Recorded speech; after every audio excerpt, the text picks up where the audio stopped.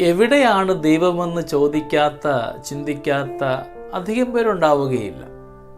ജീവിതത്തിൻ്റെ ഏതെങ്കിലുമൊക്കെ അവസ്ഥയിൽ നാം ചോദിച്ചു പോയേക്കാം, എവിടെയാണ് ദൈവമെന്ന്.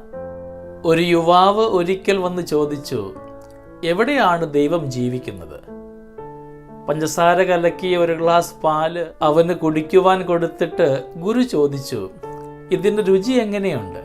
ഇതിന് നല്ല മധുരമാണെന്ന് ആ യുവാവ് ഉത്തരം പറഞ്ഞു. ഇതിലെ പഞ്ചസാര നീ കാണുന്നുണ്ടോ? യുവാവ് പറഞ്ഞു, ഇല്ല, അത് അലിഞ്ഞു ചേർന്നില്ലേ? യുവാവ് ഉത്തരം പറഞ്ഞപ്പോൾ ഗുരു പറഞ്ഞു, പാലിൽ പഞ്ചസാര അലിഞ്ഞു ചേർന്നത് കൊണ്ട് നമുക്കത് കാണുവാനായിട്ട് സാധിക്കുന്നില്ല. ഈ ലോകത്തിൻ്റെ എല്ലായിടത്തും ദൈവമുണ്ട്, പക്ഷെ നമുക്ക് അവനെ കാണുവാനായിട്ട് സാധിക്കുന്നില്ലെന്ന് മാത്രം. ദൈവികമായ അനുഭവങ്ങൾ കൊണ്ട് നാം ഓരോരുത്തരും ദൈവത്തെ തിരിച്ചറിയണം.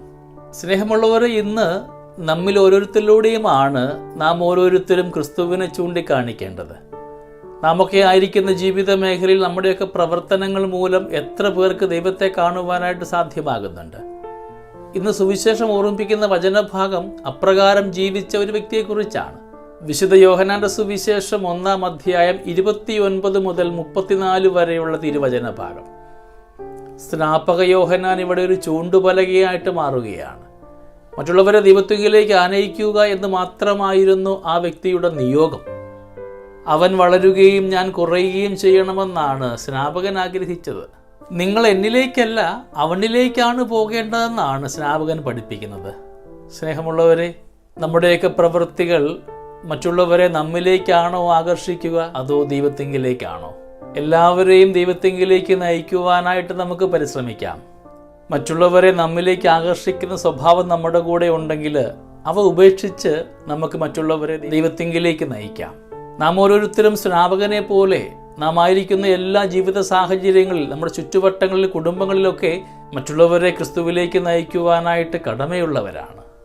നാമൊക്കെ വഴിയൊരുക്കുവാനായിട്ട് കാത്തു നിൽക്കുമ്പോൾ നമുക്ക് ഏറ്റവും ആദ്യം വേണ്ട ഒന്ന്, ഉപേക്ഷിക്കുവാൻ സാധ്യമാകാത്ത ഒന്ന് എന്ന് പറയുക സാക്ഷ്യം നൽകലാണ്. ക്രിസ്തുവിന് സാക്ഷികളായിട്ട് വേണം നാം ഓരോരുത്തരും ക്രിസ്തുവിനെ കാട്ടിക്കൊടുക്കുന്നവരായിട്ട് മാറുവാൻ. വലിയ അത്ഭുതങ്ങളിലേക്കും അടയാളങ്ങളിലേക്കും ഒന്നും പോവാതെ ജീവിത സാക്ഷ്യം കൊണ്ട് മറ്റുള്ളവരെ ദൈവത്തിങ്കിലേക്ക് ആകർഷിക്കുവാനായിട്ട് നമുക്ക് തീരുമാനമെടുക്കാം. ഇന്ന് 3 നോമ്പിൻ്റെ 2-ാം ദിനമാണ്. പ്രാർത്ഥനയോടുകൂടെ ചുറ്റുവട്ടങ്ങളെ, രോഗബലഹീനതകളെയൊക്കെ ഈശോയ്ക്ക് ചേർത്ത് വെച്ചുകൊണ്ട് നാമൊക്കെ ആയിരിക്കുന്ന ജീവിത മേഖലകളെ വിശുദ്ധമാക്കണമേ എന്ന് നമുക്ക് പ്രാർത്ഥിക്കാം.